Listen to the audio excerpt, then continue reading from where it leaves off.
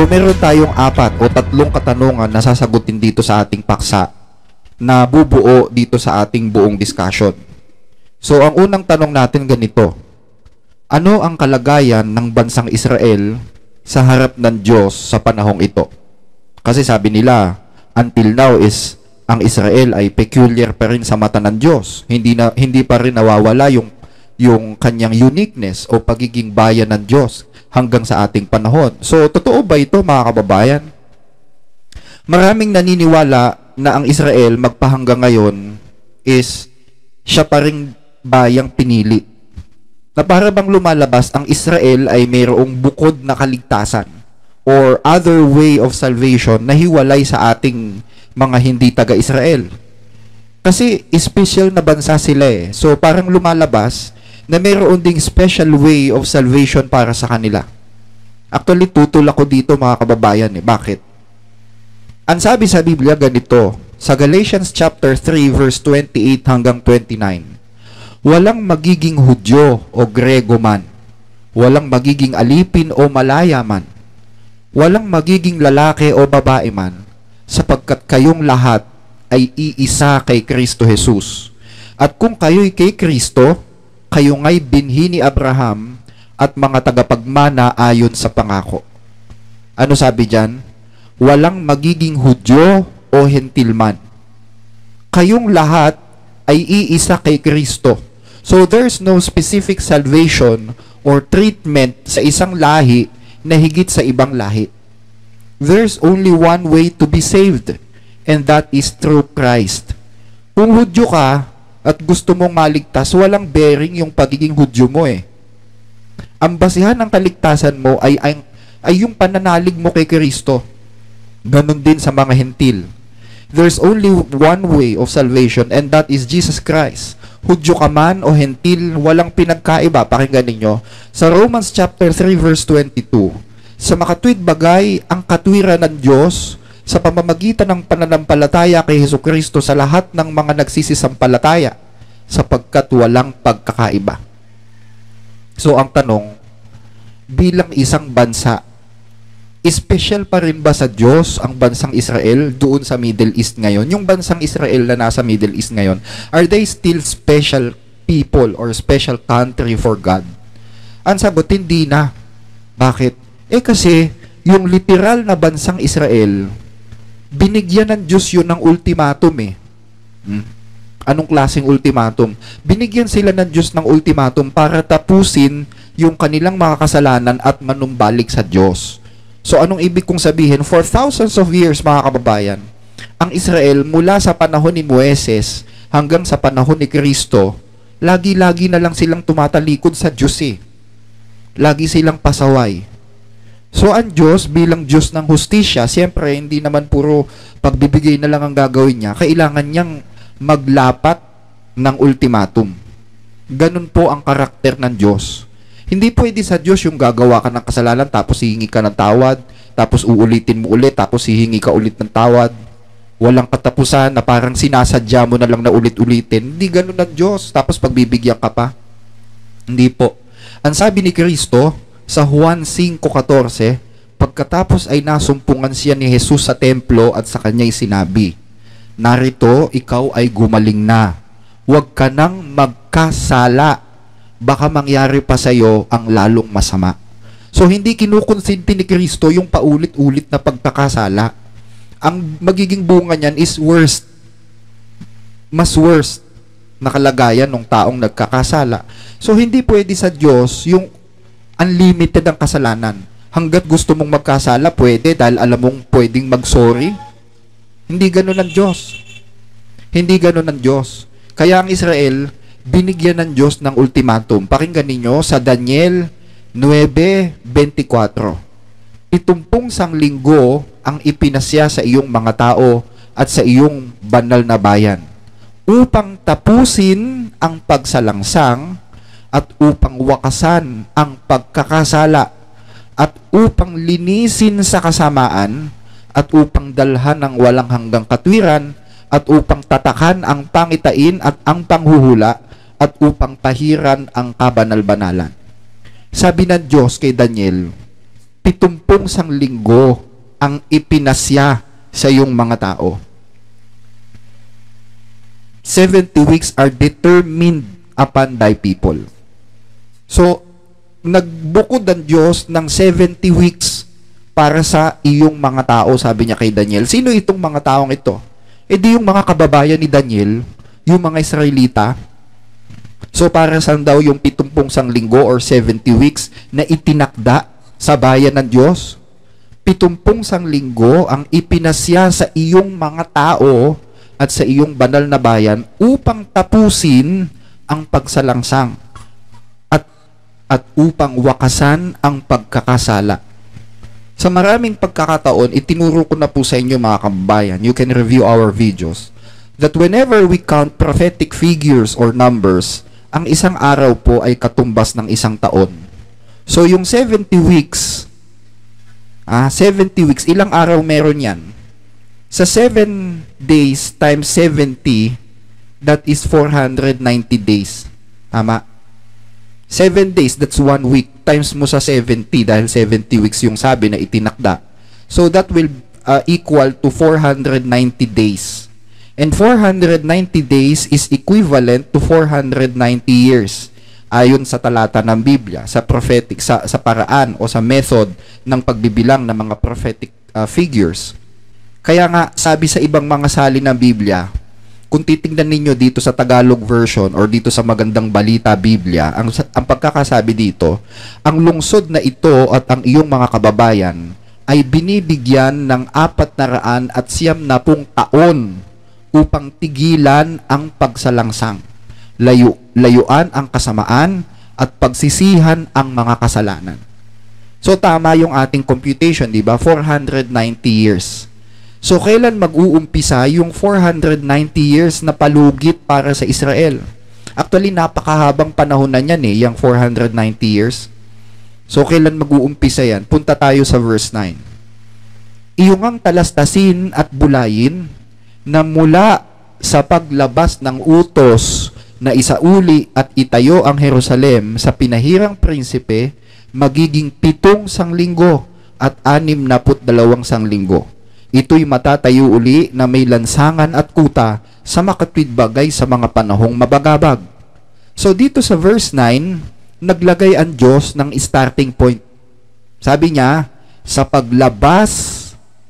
mula sa paglabas ng utos na isauli at itayo ang Jerusalem sa pinahirang prinsipe, magiging 7 sanglinggo. So makikita natin na dito, yung 70 weeks, hinati-hati ng Diyos. Meron dyan 7 weeks. May binabanggit dyan 62 weeks. So, hinati-hati ng Diyos yung 70 weeks. But the starting point is kailan? Sabi ng instruction ng Diyos, mula sa paglabas ng utos na isauli at itayo ang Jerusalem. Kailan ba naganap sa kasaysayan ng mga Hudyo na muling isinauli at itinayo ang Jerusalem? Alam nyo, naganap yan sa panahon ni Haring Artaxerxes ng Persya. Kasi, noong unang panahon, sinakop ng bansang Babylonia ang Israel. Ibinilanggo ang mga Israelita. Iniligtas sila ng mga Persians sa ilalim ng pamumuno ni Haring Ciro.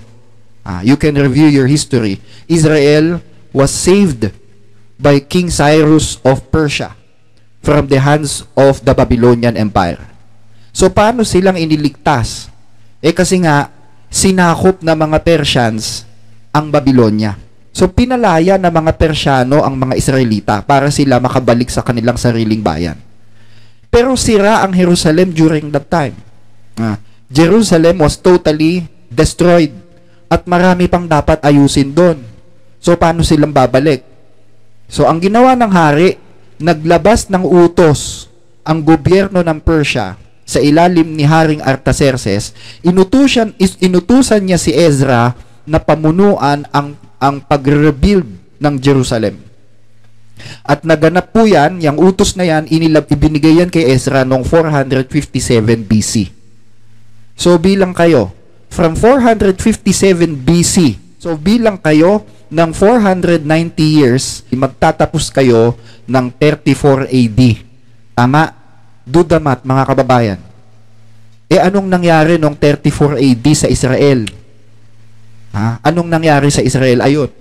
Noong 34 AD, pinagbabato ng mga Hudyo si Esteban hanggang sa mamatay.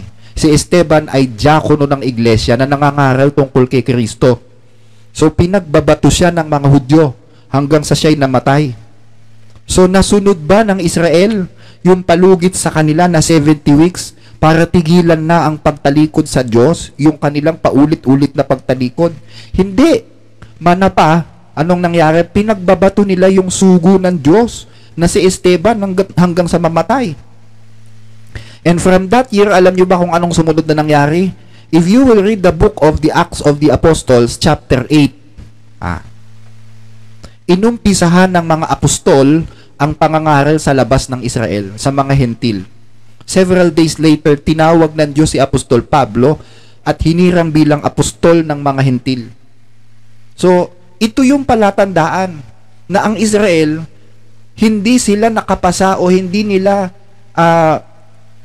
sila nakapasa dun sa ultimatum na ibinigay sa kanila. Kaya ang Diyos nagbigay ng order sa mga apostol na mangaral na kayo sa ibang mga bansa, sa mga hentil. Naghirang na siya ng apostol para sa mga hentil kasi ang Israel, wala, natapos yung palugit nila na ganun pa rin, walang pagbabago eh. From that day, Israel ceased from being a peculiar nation to God. Kaya nga sa Bagong Tipan, yung binabanggit na Israel ng Diyos, hindi na po yun yung literal na Israel na bansa, hindi na. Kasi natapos na yung ultimatum ng Diyos sa kanila eh. Ang Israel ng Diyos sa Bagong Tipan ay spiritual na. Lahat ng sumasampalataya, whether you are a Jew, whether you are a Chinese, whether you are an American or a Filipino, you are now part of the Israel of God spiritually. Hindi na literal ang bansang Israel ng Diyos, kundi spiritual na. Pakinggan ninyo, Efeso Kapitulo 2, ang talatay 4, 14 hanggang 15. Sapagkat siya ang ating kapayapaan, na kanyang pinag-isa ang dalawa, at iginiba ang pader na nasa gitna na nagpapahiwalay, na inalis ang pagkakaalit sa pamamagitan ng kanyang laman, kahit kautusan na may mga batas at ang palatuntunan, upang sa dalawa ay lalangin sa kanyang sarili ang isang taong bago. Sa ganito'y ginagawa ang kapayapaan. Ano yung dalawa na kanyang pinag-isa at ginawang isang taong bago?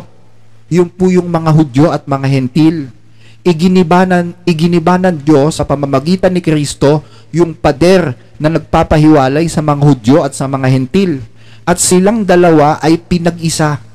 Lumalang ang Diyos ng isang taong bago, isang bagong citizenship, mga kababayan. Isang citizenship kung saan magkasama na ang mga Hudyo at mga hentil. At ang tawag ng Biblia doon, Israel ng Diyos. Nakita nyo mga kababayan? Ngayon, ang next question natin is ganito. Kung ang Israel ngayon ay hindi na bayan ng Diyos, sino na ang nagmamay-ari nito? Sino na? Kung hindi ang Diyos, base sa Biblia, sino na ang nagmamay-ari ng Israel?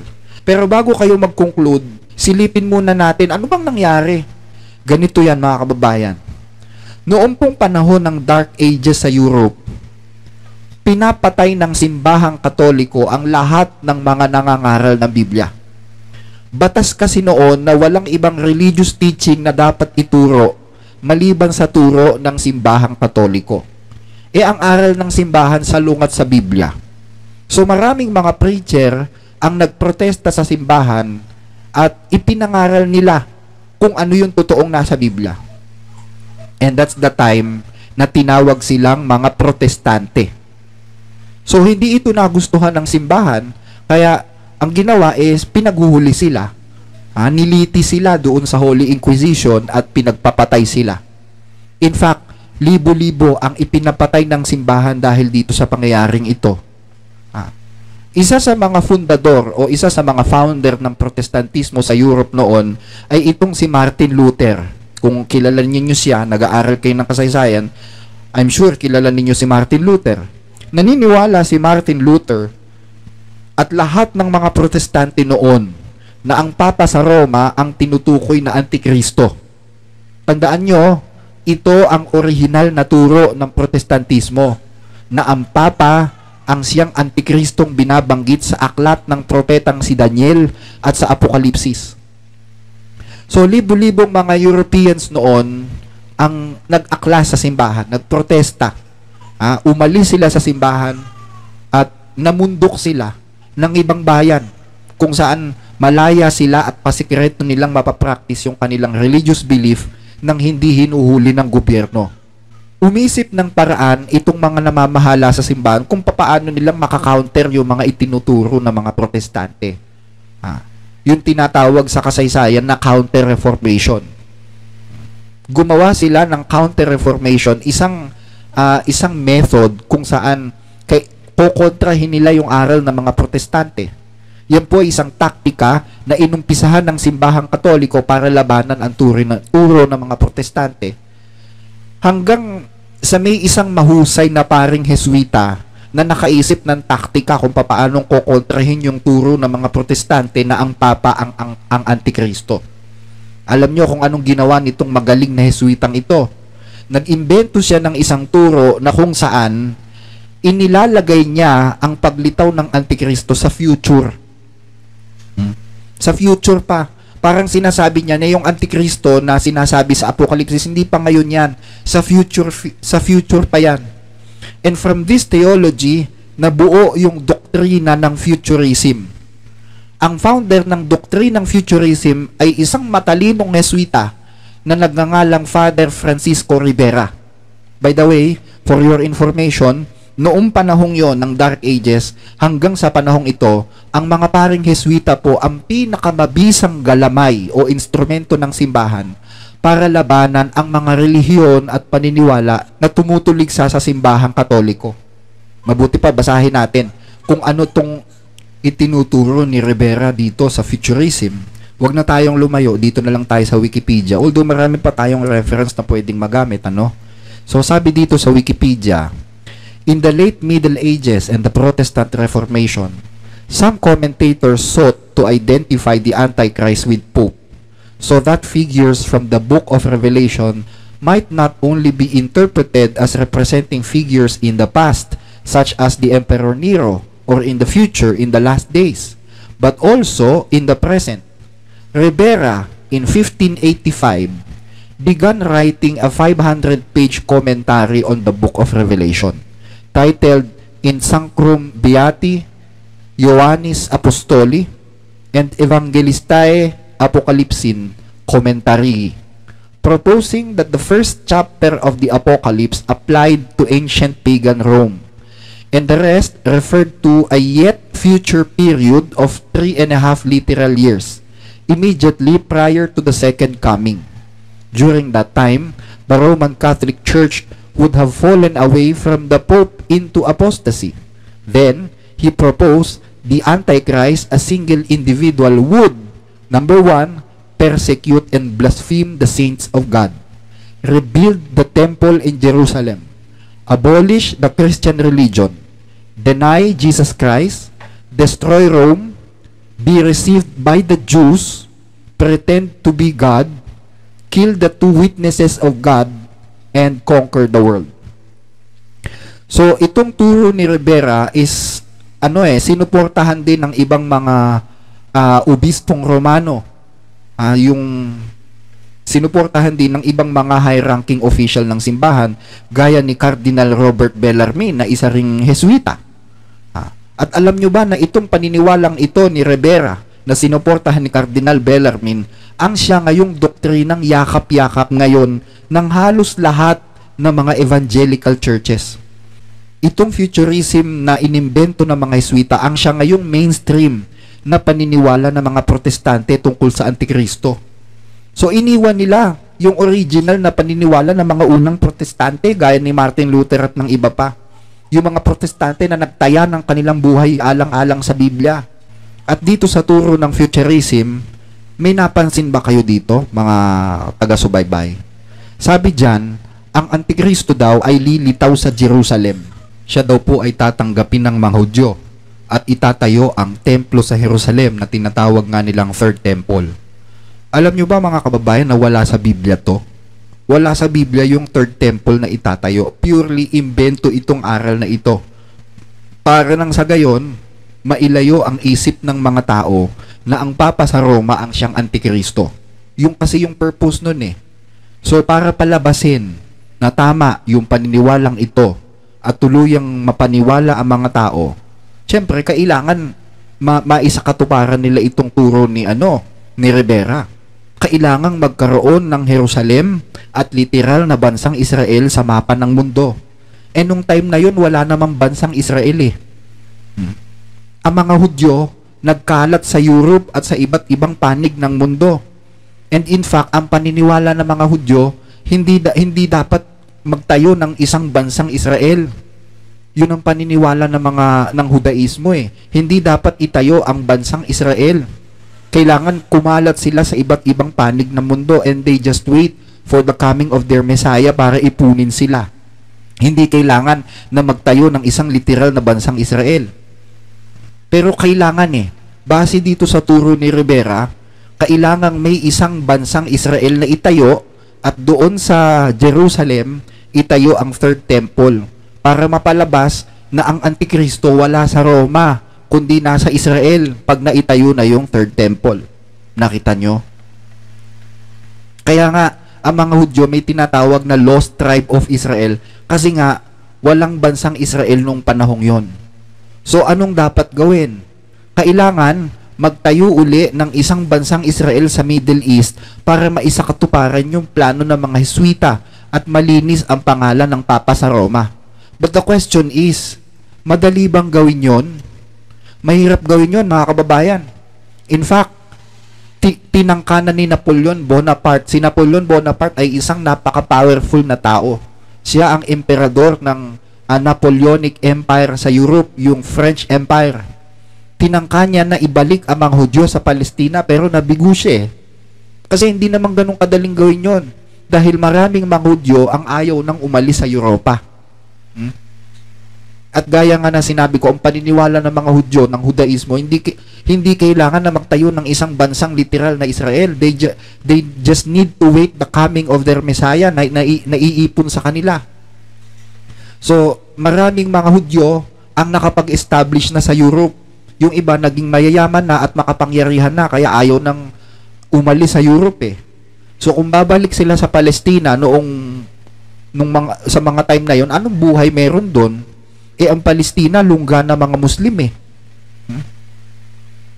Yung kasalukuyang Israel ngayon, dating lungga na mga Muslim. So paano silang babalik doon? So to make it possible, alam nyo kung anong nangyari? Hitler rose to power. Alam nyo, mahirap na lang magsalita dito sa patakaran ni Hitler sa mga Hudyo. Ayoko nang pag-usapan yan at ayoko na rin pag-usapan si Hitler. Pero alam nyo ba na naging malaking tulong ang ginawa ni Adolf Hitler para mapuwersa ang mga Hudyo na umalis sa Europe at i-occupy ang Palestina? The Catholic Church, alam nyo ba, the Catholic Church hates the Jews so much. Noon pa, matagal na. But sometimes, kailangan nilang gamitin ang mga Hudyo to save their faces. So kung ikaw Hudyo, pinapatay na kayo sa Europe, ano gagawin mo?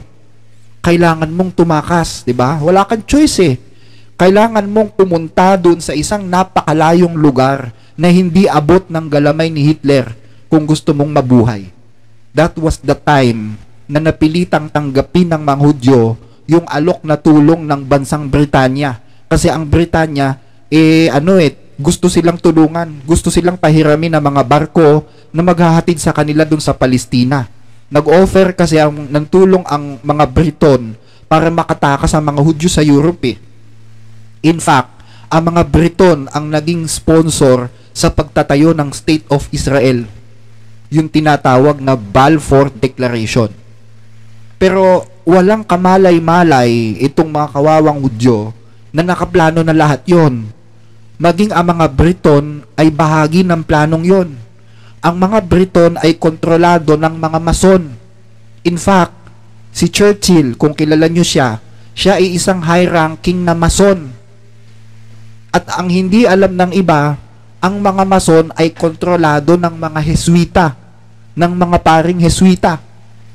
So everything is working according to the plan. May isang kapangyarihang nagmamaniobra sa likod ng mga pangyayari. There is somebody who's playing God.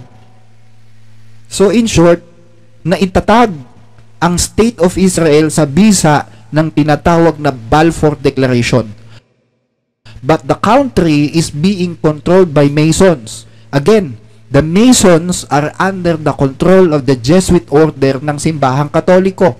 Ito, sa isang aklat na isinulat ni Helena Blavatsky, dito sa kanyang aklat na ISIS Unveiled, page 359 to 340, it is curious to note too that most of the bodies which work this, such as the ancient and accepted Scottish Rite, the Rite of Avignon, the Order of the Temple, Fessler's Rite, the Grand Council of the Emperors of the East and West, Sovereign Prince Masons, etc., etc., are nearly all the offspring of the sons of Ignatius Loyola, yung founder ng Jesuit movement or Jesuit order.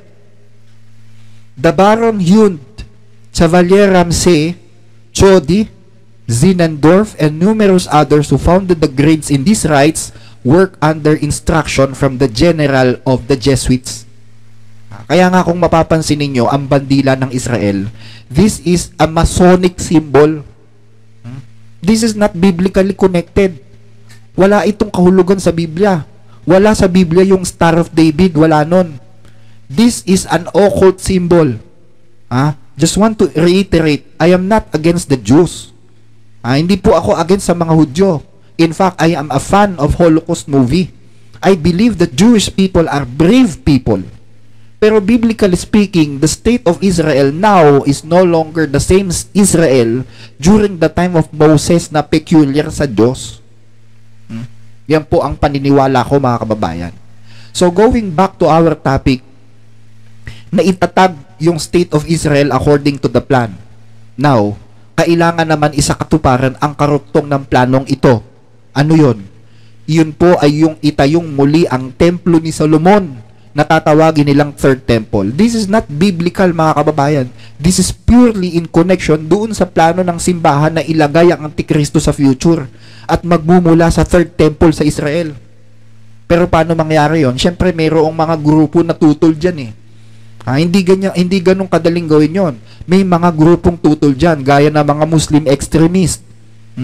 Tutol sila na magtayo ang mga Israelita ng templo sa Jerusalem, lalo't malapit dun sa tinatawag na Dome of the Rock.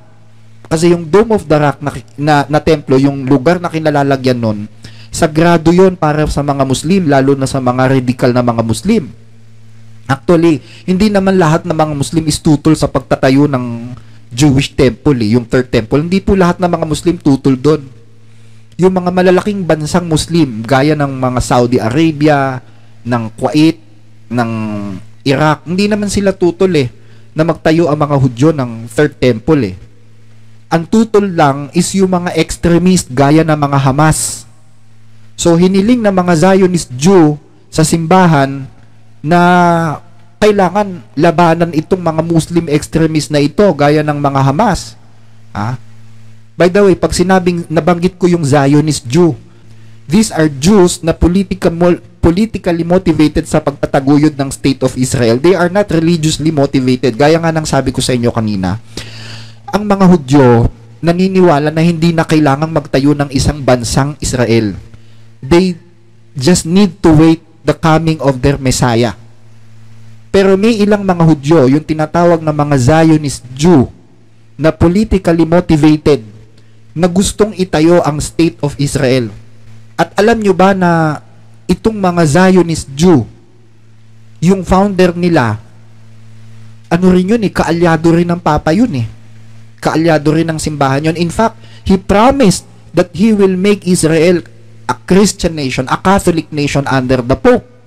Nasa aklat kasaysayan yan, that is already a fact, mga kababayan. Yung founder nila na si Herzl.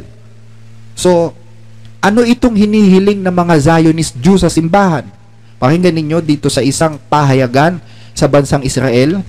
Ahead of the upcoming anniversary, a delegation of Jewish groups met with Pope Francis and presented a document that called upon the church to join us in deepening our combat against our generation's new barbarism, namely the radical offshoots of Islam, which endanger our global society and does not spare the very numerous moderate Muslim, Haaretz reported.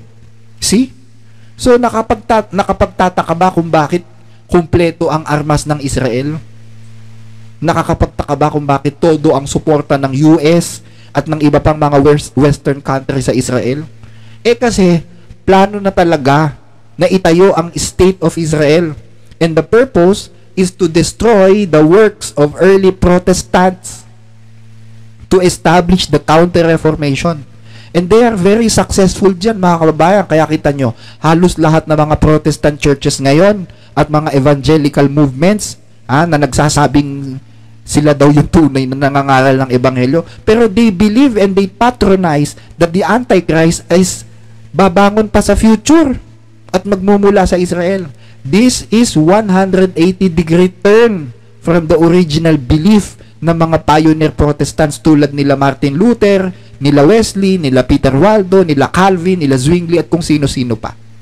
So nagtagumpay ang mga Heswita na ilayo ang isip ng mga tao mula sa tunay na Antikristo. So ako ba nag-iimbento sa mga sinasabi ko, mga kababayan? Of course not. In fact, ang balita ko nga is uumpisahan na nila yung third temple by 2024 Not sure kung totoo yun or kung papatagalin pa nila for some purpose. But the truth is, the whole world is being deceived by waiting for the false Antichrist without knowing na yung tunay na Antichrist is nandito na noon pa. Nakita nyo?